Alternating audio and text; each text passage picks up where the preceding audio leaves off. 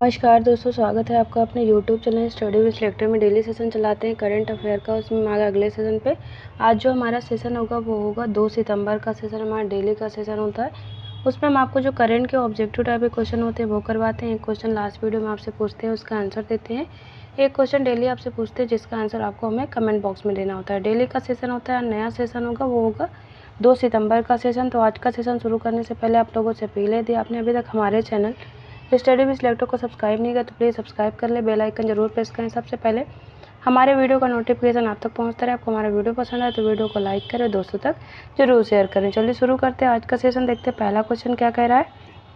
कह रहा है हाल ही में विश्व नारियल दिवस कब मनाया गया। हाल ही में विश्व नारियल दिवस कब मनाया गया है, तो करेक्ट आंसर हमारा ऑप्शन ए हो जाएगा।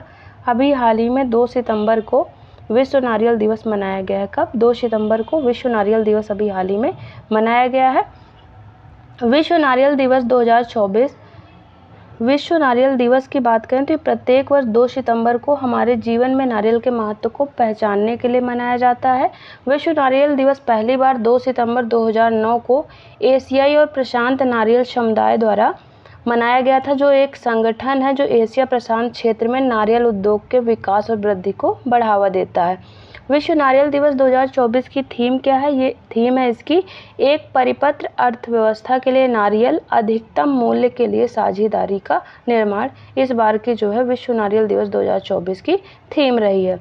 अब देख लेते हैं सितंबर के हमारे जो दिवस होंगे उनको हम डेली रिवाइज करते जाएंगे, जिससे हमको याद करने में आसानी होगी। तो विश्व पत्र लेखन दिवस कब मनाया जाता है? 1 सितंबर को मनाया गया है, विश्व पत्र लेखन दिवस मनाया गया है। आगे देखते हैं, अगला क्वेश्चन कह रहा है हाल ही में किसे नया कैबिनेट सचिव बनाया गया है। किसे अभी हाल ही में नया कैबिनेट सचिव बनाया गया है? करेक्ट आंसर हमारा ऑप्शन डी हो जाएगा। अभी हाल ही में टीवी शोभनाथन को नया कैबिनेट सचिव बनाया गया है, तो करेक्ट आंसर हमारा ऑप्शन डी हो जाएगा, टीवी शोभनाथन। बात करें तो तमिलनाडु कैडर के 1987 बैच के सीनियर आईएएस अधिकारी डॉक्टर टीवी शोभनाथन ने कैबिनेट सचिव का पदभार संभाला है। शोभनाथन 1982 बैच के आईएएस अधिकारी राजीव गौबा की जगह कैबिनेट सचिव बनाए गए हैं। कैबिनेट सेक्रेटरी बनने से पहले शोभनाथन भारत सरकार के फाइनेंस सेक्रेटरी और एक्सपेंडिचर डिपार्टमेंट के सेक्रेटरी का पदभार संभाल रहे थे। हाल ही में शोभनाथन के नेतृत्व वाली कमेटी ने ही देश में यूपीएस लागू किया है, जो यूनिफाइड पेंशन स्कीम है उसको जो है जो टीवी शोभनाथन है इनके जो अध्यक्षता वाली कमेटी थी उन्हीं के द्वारा लागू किया गया है। आगे बढ़ते हैं, अगला क्वेश्चन हमारा देखते हैं क्या कह रहा है। अगला क्वेश्चन कह रहा है हाल ही में किस देश की सुप्रीम कोर्ट ने सोशल मीडिया प्लेटफॉर्म एक्स को निलंबित किया है। किस देश की सुप्रीम कोर्ट है जिसने अभी हाल ही में जो सोशल मीडिया प्लेटफॉर्म है एक्स उसको निलंबित किया है? हमारा करेक्ट आंसर क्या हो जाएगा? ऑप्शन ए हो जाएगा। ब्राज़ील की सुप्रीम कोर्ट ने अभी हाल ही में सोशल मीडिया प्लेटफॉर्म एक्स को निलंबित किया, तो करेक्ट आंसर ऑप्शन ए हो जाएगा। ब्राज़ील की बात करें तो राजधानी यहाँ की ब्रासीलिया है और यहाँ की मुद्रा क्या है? रियल यहाँ की मुद्रा है। अमेरिका की राजधानी वाशिंगटन डीसी और मुद्रा यहाँ की डॉलर। मलेशिया की राजधानी कुआलालंपुर और यहाँ की मुद्रा मलेशियाई रिंगित। श्रीलंका की राजधानी श्री जयवर्धने कोटे और यहाँ की मुद्रा है श्रीलंकाई रुपया, जो है श्रीलंका की मुद्रा का नाम है। बात करें तो ब्राज़ील की शीर्ष अदालत ने एक न्यायाधीश ने एलन मस्क की जो सोशल मीडिया कंपनी है एक्स पर देश में रोक लगाने का आदेश दिया है।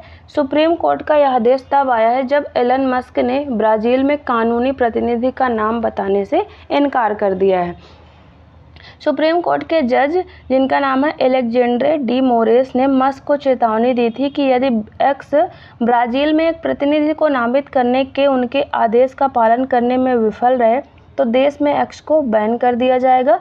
ऐसा करने के लिए सुप्रीम कोर्ट ने 24 घंटे की समय सीमा निर्धारित की थी। इस महीने की शुरुआत से कंपनी का देश में कोई प्रतिनिधित्व नहीं है। आपको याद हो तो कुछ टाइम पहले ही जो एलन मस्क हैं उन्होंने ब्राज़ील से जो उनका पूरा स्टाफ था social media x platform x का उसको वहाँ से हटा लिया था और आदेश की अवहेलना पर सुप्रीम कोर्ट ने सख्त रवैया अख्तियार करते हुए एक्स पर देश में प्रतिबंध लगा दिया है। आगे बढ़ते हैं, हमारा अगला क्वेश्चन देखते हैं। कह रहा है हाल ही में विस्तारा का किस एयरलाइन में विलय करने की घोषणा की गई है। विस्तारा का किस एयरलाइन में विलय करने की घोषणा की गई? करेक्ट आंसर हमारा ऑप्शन ए हो जाएगा, एयर इंडिया में इसका विलय करने की, विस्तारा एयरलाइन जो है उसका विलय करने की अभी हाल ही में घोषणा की गई है। तो करेक्ट आंसर हमारा क्या हो जाएगा, ऑप्शन ए हमारा करेक्ट आंसर हो जाएगा। सिंगापुर एयरलाइंस को विस्तारा एयर इंडिया के बीच विलय समझौते के लिए प्रत्यक्ष विदेशी निवेश की मंजूरी मिल गई है। सरकार की तरफ से मंजूरी मिलने के बाद सिंगापुर एयरलाइंस विलय समझौते के तहत 25.1% हिस्सेदारी हासिल करेगा। प्रस्तावित विलय की घोषणा नवंबर 2022 में की गई थी। इस विलय के बाद जो एयरलाइंस बनेंगी वह दुनिया के सबसे बड़े एयरलाइन समूहों में से एक होंगी। एयर इंडिया का स्वामित्व टाटा समूह के पास है और विस्तारा का स्वामित्व जो है टाटा और सिंगापुर एयरलाइंस दोनों के पास है, और दोनों की इसमें 51 जो है अनुपात 49% की साझेदारी है। मतलब एयर इंडिया की 51% की और जो सिंगापुर एयरलाइंस है उसकी 49% की इसमें जो है साझेदारी है। आगे बढ़ते हैं, अगला क्वेश्चन कह रहा है हाल ही में एनटीपीसी ने कहाँ 320 मेगावाट के भैंसरा सौर परियोजना के 160 मेगावाट सौर क्षमता चालू की है। कहाँ पर जो है एनटीपीसी के द्वारा 320 मेगावाट के भैंसरा सौर परियोजना की 160 मेगावाट सौर क्षमता चालू की गई है। तो हमारा करेक्ट आंसर क्या हो जाएगा, ऑप्शन ए हो जाएगा। राजस्थान में चालू की गई है, अभी हाल ही में 160 मेगावाट सौर क्षमता जो है वो चालू की गई। करेक्ट आंसर हमारा हो जाएगा राजस्थान। राजस्थान की बात करें तो राजधानी यहाँ की क्या है, जयपुर। स्थापना दिवस 30 मार्च 1949। यहाँ के जो गवर्नर हरिभाऊ किशन राव बागड़े और यहाँ के सीएम कौन है, भजन लाल शर्मा यहाँ के सीएम का नाम है। बात करें तो एनटीपीसी ने राजस्थान के जैसलमेर में 320 मेगावाट की भैंसारा सौर परियोजना की 160 मेगावाट क्षमता को चालू कर दिया है। एनटीपीसी लिमिटेड की एक स्टेप डाउन सहायक कंपनी एनटीपीसी आरईएल ने अपनी पूर्ण स्वामित्व वाली सहायक company NTPC green energy limited के माध्यम से 28 अगस्त से वाणिज्यिक परिचालन शुरू कर दिया है। आगे बढ़ते हैं, अगला क्वेश्चन कह रहा है हाल ही में किसके द्वारा प्रोजेक्ट नमन लॉन्च किया गया है। किसके द्वारा प्रोजेक्ट नमन अभी हाल ही में लॉन्च किया गया है। हमारा करेक्ट आंसर ऑप्शन ए हो जाएगा। अभी हाल ही में इंडियन आर्मी जो है उसके द्वारा प्रोजेक्ट नमन लॉन्च किया गया है। तो करेक्ट आंसर हमारा क्या हो जाएगा, ऑप्शन ए हो जाएगा, भारतीय सेना। बात करें तो हाल ही में भारतीय सेना ने प्रोजेक्ट नमन के पहले चरण का शुभारंभ किया है। भारतीय सेना ने पूरे भारत में स्पर्श केंद्रित कॉमन सर्विस सेंटर स्थापित करके रक्षा पेंशन भोगियों, पूर्व सैनिकों और उनके परिवारों की सहायता के लिए प्रोजेक्ट नमन की शुरुआत की है। पेंशन, ई गवर्नेंस और बैंकिंग सेवाएं प्रदान करने के लिए शुरुआत में 14 CSCS यानी स्पर्श केंद्रित कॉमन सर्विस सेंटर स्थापित किए गए हैं, जिन्हें 200 केंद्रों तक विस्तारित करने की योजना है। प्रोजेक्ट नमन जो है स्पर्श सिस्टम फॉर पेंशन एडमिनिस्ट्रेशन रक्षा जो है डिजिटल पेंशन सिस्टम पर केंद्रित है, जिसे रक्षा पेंशन भोगियों के लिए पेंशन से संबंधित प्रक्रियाओं को सरल बनाने के लिए डिज़ाइन किया गया है। यह पहल देश भर में पूर्व सैनिकों और उनके परिवारों के लिए सुलभ सुविधा बिंदुओं की आवश्यकता को संबोधित करती है, जिसका लक्ष्य इन सेवाओं को देश भर में विस्तारित करना है। आगे बढ़ते हैं, अगला क्वेश्चन कह रहा है हाल ही में जो ब्रिटेन का साउथहैम्पटन विश्वविद्यालय है वो अपना परिसर कहाँ पर स्थापित करेगा। ब्रिटेन का साउथहैम्पटन विश्वविद्यालय अपना परिसर कहाँ पर स्थापित करेगा। करेक्ट आंसर हमारा ऑप्शन ए हो जाएगा, गुरुग्राम में जो है ब्रिटेन का साउथहैम्पटन जो विश्वविद्यालय है वो अपना परिसर स्थापित करेगा। तो करेक्ट आंसर हमारा क्या हो जाएगा, ऑप्शन ए हो जाएगा, गुरुग्राम। ब्रिटेन की साउथहैम्पटन यूनिवर्सिटी को भारत सरकार ने एक व्यापक परिसर स्थापित करने के लिए लाइसेंस दे दिया है। गुड़गांव में शाखा परिषद जुलाई 2025 में शैक्षणिक कार्यक्रम की शुरुआत करेगी। पाठ्यक्रमों में व्यवसाय और प्रबंधन, कंप्यूटरिंग, कानून, इंजीनियरिंग, कला और डिज़ाइन, जैव विज्ञान और जीवन विज्ञान शामिल किए जाएंगे। साउथहैम्पटन जो यूनिवर्सिटी है के भारतीय परिषद द्वारा प्रदान की जाने वाली डिग्रियां मेजबान यानी अपने जो इंडिया की विश्वविद्यालय की डिग्रियां हैं उनके समान ही होंगी। भारत में साउथहैम्पटन विश्वविद्यालय की शाखा परिसर में पेश किए जाने वाले कार्यक्रमों के मानक भी समान होंगे। बात करें तो अब तक डेक्कन यूनिवर्सिटी और बालोंगांग यूनिवर्सिटी समेत जो है ऑस्ट्रेलियाई विश्वविद्यालय ने गिफ्ट सिटी में एक शाखा परिषद खोला है। मलेशिया का लिंकन यूनिवर्सिटी कॉलेज जो यूजीसी के समर्पित आवेदन पोर्टल के माध्यम से आवेदन करने वाला पहला विश्वविद्यालय था। तो ये जो अभी तक खोले गए यूनिवर्सिटी के परिसर हैं इंडिया में, और ये नया जो अभी साउथहैम्पटन यूनिवर्सिटी है वो अपना परिसर गुरुग्राम में खोलेगी। अगला क्वेश्चन कह रहा है हाल ही में किस देश के पर्यटन बोर्ड ने सतत पर्यटन के लिए पाटा गोल्ड अवार्ड जीता है? किस देश के पर्यटन बोर्ड ने सतत पर्यटन के लिए पाटा गोल्ड अवार्ड जीता है? करेक्ट आंसर हमारा ऑप्शन ए हो जाएगा, नेपाल। नेपाल के पर्यटन बोर्ड ने सतत पर्यटन के लिए पाटा गोल्ड अवार्ड जीता है। करेक्ट आंसर ऑप्शन ए हो जाएगा। नेपाल की बात करें तो राजधानी यहाँ की काठमांडू और मुद्रा है नेपाली रुपया। मालदीव की बात कर ले तो राजधानी यहाँ की नावपीता, मालदीव की राजधानी माले है, और यहाँ की मुद्रा क्या है? रुपया यहाँ की मुद्रा है। भारत की राजधानी नई दिल्ली और यहाँ की मुद्रा रुपया। भूटान की राजधानी थिम्पू और यहाँ की मुद्रा है न्यूगल्ट्रम, यहाँ की मुद्रा का नाम है।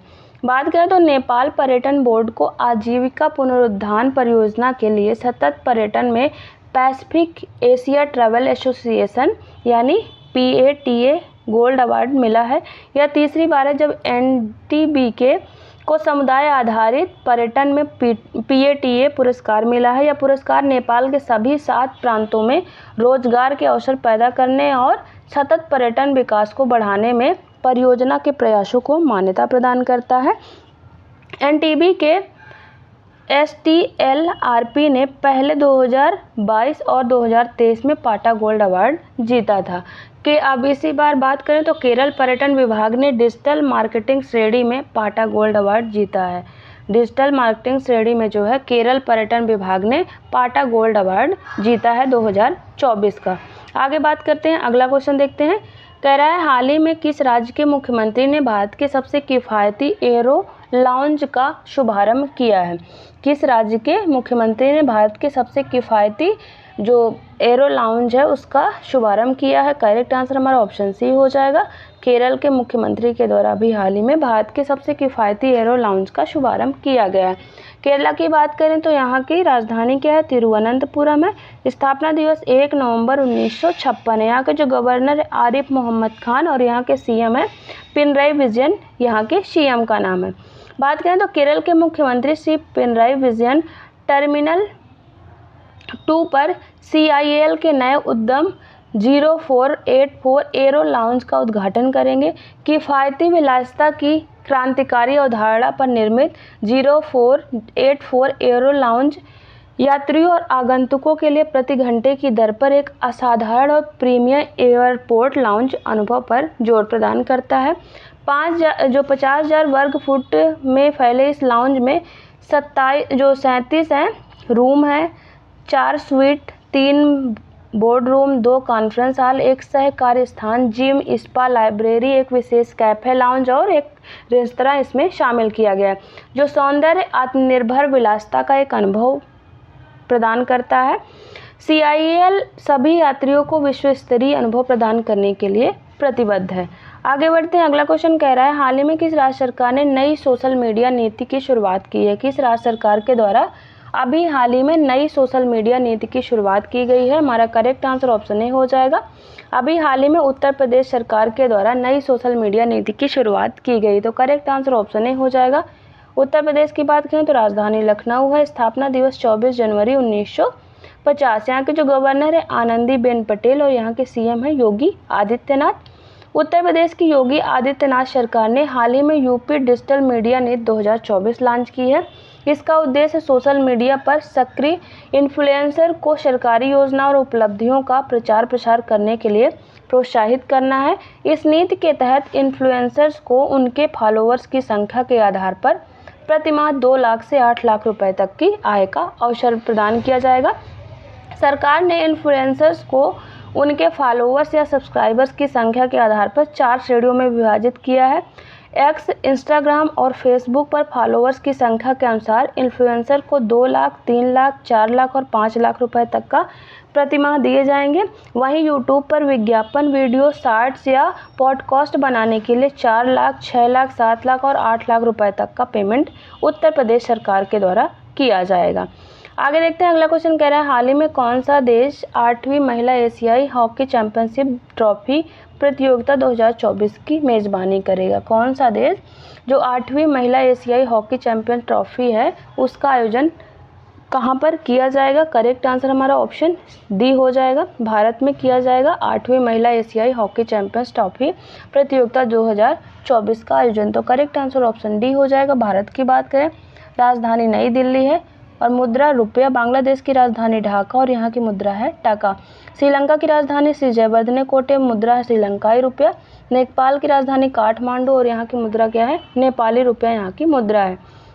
बात करें तो राजगीर, बिहार के राजगीर में 8वीं महिला एशियाई चैंपियंस ट्रॉफी हॉकी टूर्नामेंट 2024 का आयोजन किया जाएगा। यह लगातार दूसरी बार है जब भारत इस टूर्नामेंट की मेजबानी करेगा। भारत ने 27 अक्टूबर से 5 नवंबर 2023 तक झारखंड के रांची में 7वीं महिला एशियाई चैंपियंस ट्रॉफी हॉकी टूर्नामेंट की मेजबानी की थी, जिसे भारतीय टीम ने ही जीता था।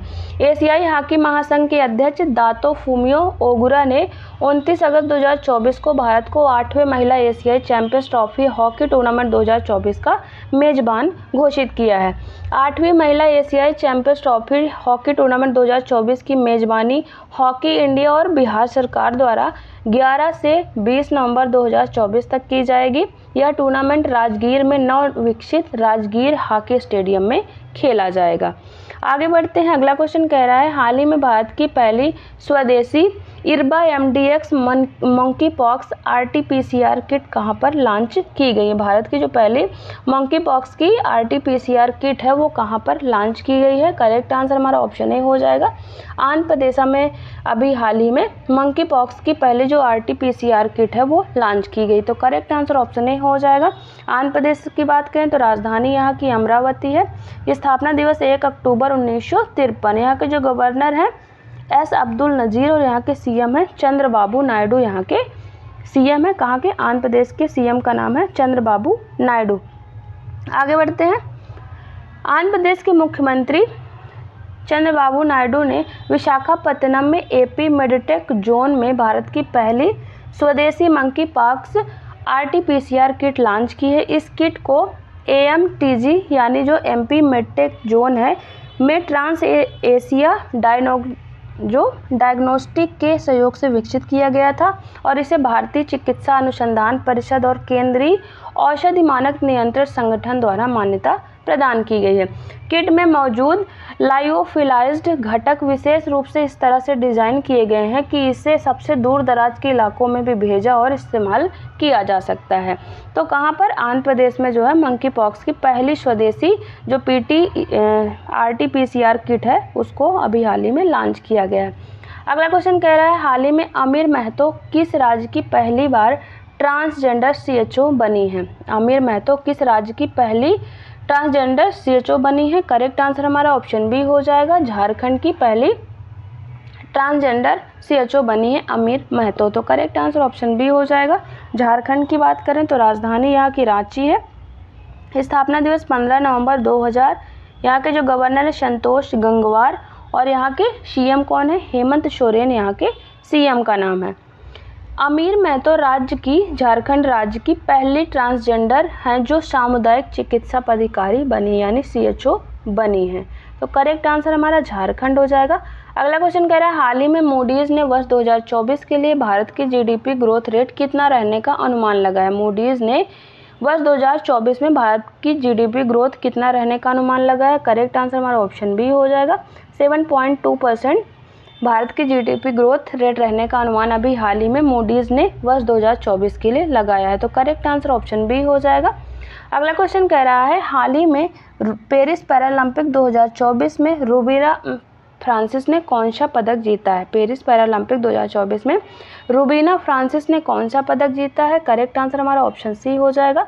कांस्य पदक अभी हाल ही में पेरिस पैरालंपिक 2024 में रूबीना फ्रांसिस के द्वारा जीता गया है। तो करेक्ट आंसर हमारा क्या हो जाएगा, ऑप्शन सी हो जाएगा।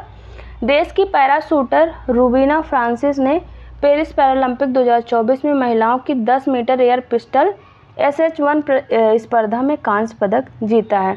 इससे पहले बात करें तो पेरिस पैरालंपिक में ऑर्नी लेखरा ने स्वर्ण पदक जीता है और मोना अग्रवाल ने कांस्य पदक जीता है। मनीष नरवाल ने 10 मीटर एयर पिस्टल SH1 में फाइनल में रजत पदक जीता। और प्रीति पाल ने भी जो है 100 मीटर जो रेस में उसमें उन्होंने भी कांस्य पदक जीता है। इस तरह जो हमारे ऑब्जेक्टिव टाइप के क्वेश्चन होते हैं वो ख़त्म होते हैं। अब एक क्वेश्चन डेली आपसे जो पूछते हैं जिसका आंसर आपको हमें कमेंट बॉक्स में देना होता है। क्वेश्चन है, हाल ही में पेरिस पैरालंपिक 2024 में प्रीति पाल ने कौन सा पदक जीता है? ऑप्शन ए स्वर्ण पदक, या ऑप्शन बी रजत पदक, या ऑप्शन सी कांस्य पदक, या ऑप्शन डी इनमें से कोई नहीं। तो इसका आंसर आप हमें कमेंट बॉक्स में जरूर दें। एक क्वेश्चन लास्ट वीडियो में जो आपसे पूछे थे उसका आंसर देख लेते हैं। क्वेश्चन कह रहा है, हाल ही में पेरिस पैरालंपिक 2024 में अवनी लेखरा ने कौन सा पदक जीता है? तो आंसर हो जाएगा स्वर्ण पदक। अवनी लेखरा ने अभी हाल ही में स्वर्ण पदक पेरिस पैरालंपिक 2024 में जीता है। तो करेक्ट आंसर स्वर्ण पदक हो जाएगा। इस तरह से जो हमारे डेली का सेशन होता है वो ख़त्म होता है। और डिस्क्रिप्शन में हमारे टेलीग्राम चैनल का लिंक दिया है, वहाँ से आप हमारे टेलीग्राम चैनल को जरूर ज्वाइन करें। वहाँ पर डेली सेशन चलाते हैं, उसकी PDF आपको एकदम फ्री में अवेलेबल रहेगी। साथ में सारे क्वेश्चन के आंसर दिए रहते हैं, जिससे आपको रिवीजन में आसानी होगी। तो आप हमारे टेलीग्राम चैनल को जरूर ज्वाइन करें। जाने से पहले आप लोगों से अपील है, आपने अभी तक हमारे चैनल स्टडी विद सिलेक्टर को सब्सक्राइब नहीं किया तो प्लीज़ सब्सक्राइब कर ले, बेल आइकन जरूर प्रेस करें। सबसे पहले हमारे वीडियो का नोटिफिकेशन आप तक पहुंचता रहे। आपको हमारा वीडियो पसंद आए तो वीडियो को लाइक करें, दोस्तों तक जरूर शेयर करें।